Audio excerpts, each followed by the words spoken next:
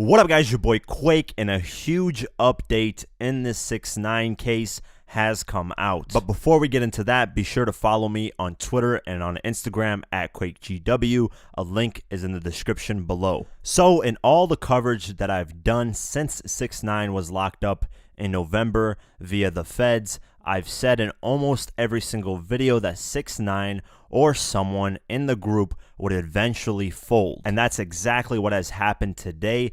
And just like I said in the previous video, everything I said in that video has come true. It's official, 6ix9ine has decided to plead guilty to all 9 counts against him and has decided to cooperate with the feds in trying to bring down other people that got locked up with him. Now, this shouldn't be a surprise to anyone because when 6ix9ine got arrested, a lot of people were saying 6ix9ine is not built for this life and that he's eventually going to fold.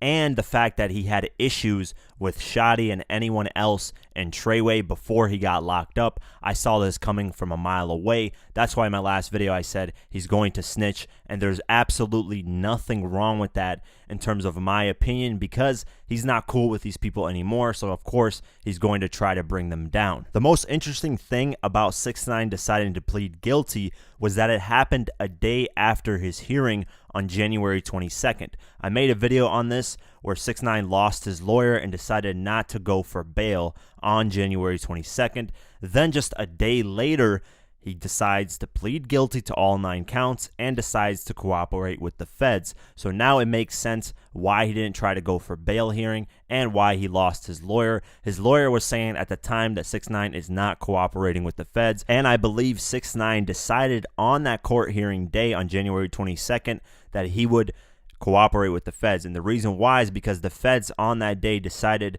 to lay out all the evidence he had against 6ix9ine. And I believe when 6ix9ine heard this and saw this, he was like, man, there's no way I'm going to beat this, so might as well work with them to see if I can get a lesser sentence. Now, there will no longer be a trial date in September. That is canceled for 6ix9ine. He's no longer going to go on trial because he's pleading guilty. Instead, he's going to get scheduled for a sentence hearing on January 24th, 2020, which is essentially a year from now. On that date, we will know how much time 6ix9ine is going to get behind bars.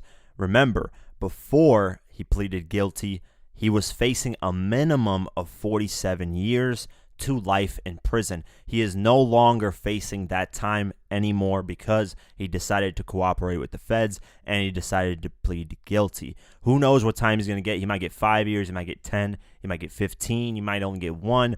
Who knows what's going to happen?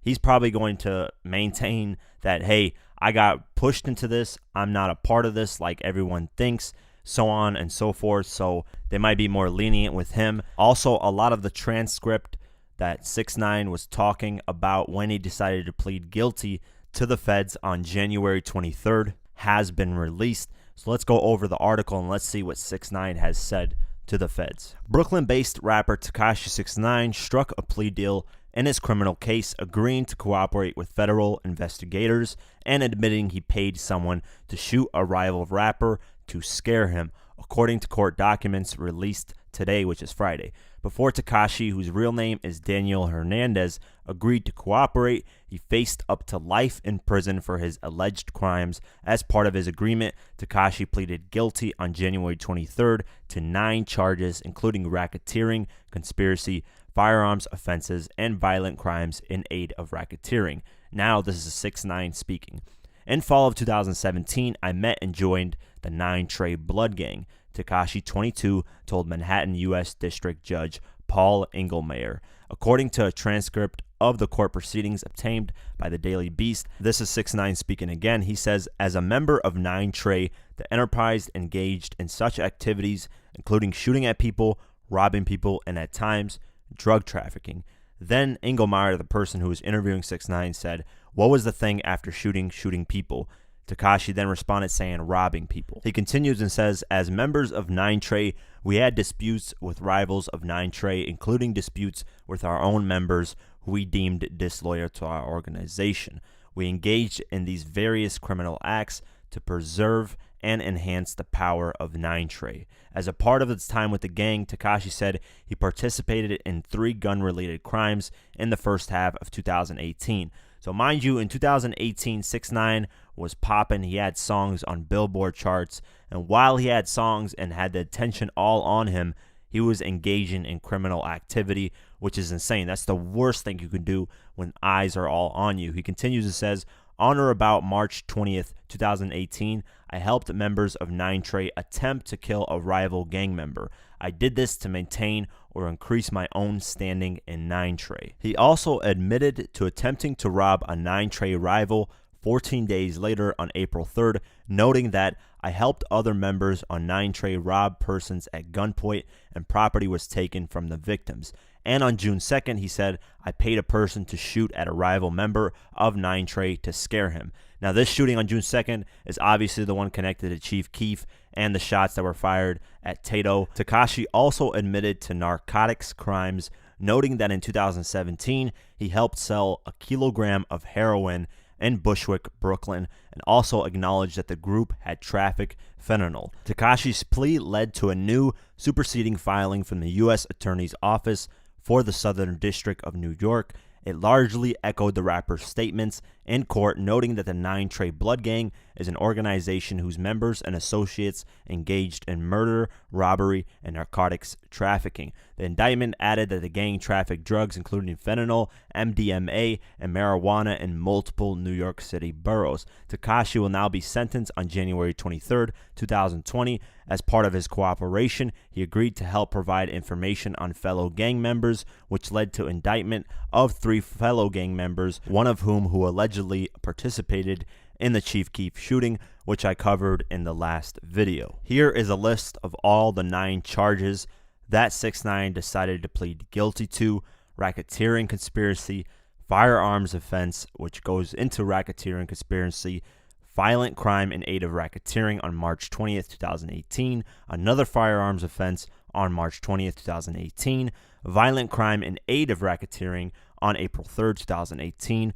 another firearms offense on April 3rd, 2018, violent crime in aid of racketeering on June 2nd, 2018, firearms offense on June 2nd, 2018. Basically all those 3 moments that 6ix9ine mentioned. And the last one, narcotics trafficking, which is the heroin that he sold and that he admitted that he sold. And before 6ix9ine entered the plea, he told the court, I apologize to the court, to anyone who was hurt, to my family, friends, and fans for what I have done and to who I have let down. That's essentially it for what's been going on with 6ix9ine and all this new recent news that has come out. 6ix9ine also has maintained that he joined the 9ine Bloods in 2017, and anything before 2017, at least the fall of 2017, he had nothing to do with, because the FBI, the feds, are trying to get the 9ine Bloods everything that they've done since 2013. So they've had their eye on the 9ine Bloods since way back then. So when 6ix9ine got involved, he's saying, I only got involved from fall of 2017 up until you guys got me in November of 2018. So clearly he's trying to get out of this with way lesser sentencing, and he's hoping that maybe Shotty and the rest of them will get way more time. And I believe the feds see Shotty as the true ringleader in the 9ine Bloods. I don't think they see 6ix9ine as that, because of how late 6ix9ine joined the 9ine Bloods. Regardless of the money he had, he still joined very late, and usually in gangs it takes a while for you to be a ringleader in that. So I believe they're trying to get Shotty down and everyone affiliated with Shotty. So they're trying to do that by breaking 6ix9ine, and clearly that's working, because 6ix9ine is essentially not built for this. We know 6ix9ine had no previous gang activity before 2017, so none of this really surprises anyone. I was expecting 6ix9ine to fold and tell on everybody. I was expecting this from the day that it happened, because he broke out with them. They're not cool anymore, and on top of that, 6ix9ine is essentially not built for this. So if he ever makes it out of this, I hope he changes his ways. I hope he changes the type of music he makes, and everything goes more in a positive route. And I hope he makes it out of this alive, because, you know, you're going up against a whole gang. You're deciding to snitch on them, tell them about everything that they've done, at least when you were involved with them. And that comes with consequences, not only to yourself, but your family as well. So let me know what you guys think in the comments below. Do you guys think 6ix9ine will get out of this scot-free and get no sentencing? He'll probably only be on probation. Do you guys think he will only get 5 years?